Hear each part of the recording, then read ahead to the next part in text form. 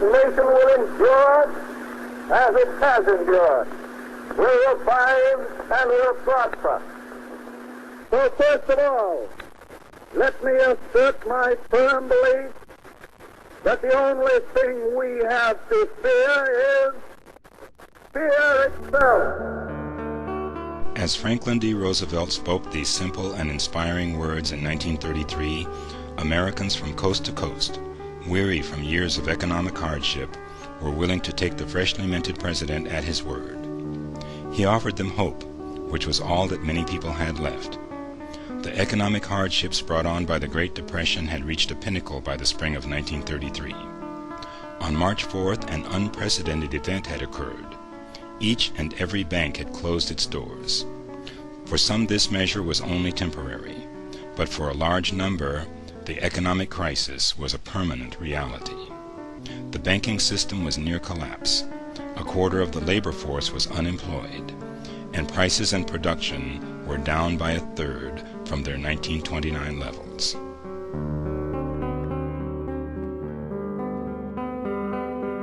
During his first inaugural speech, President Roosevelt looked over the tense crowd in front of the Capitol, anxiously gathered before him, and with unquestionable conviction stated, "This nation asks for action, and action now."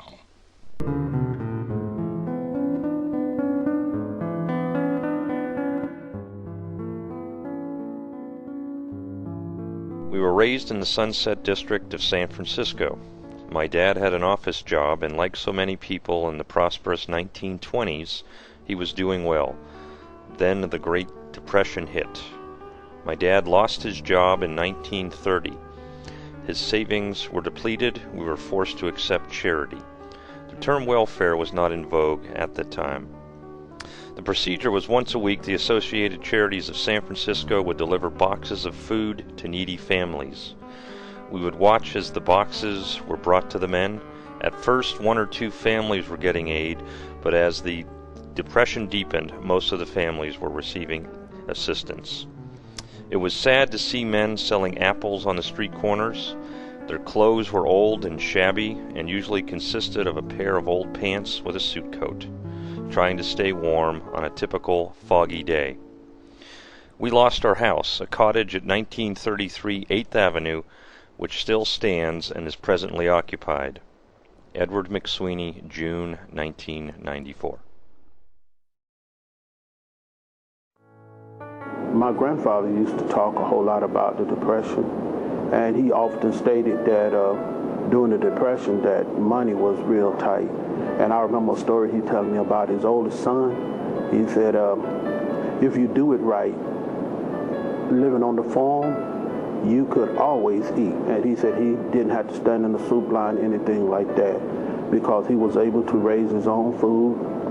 And also, he had plenty of cows and chickens and hogs for food. So he wasn't hungry, but some of the other things like clothing, his family didn't have many clothes or anything like that. They didn't have much money to buy them.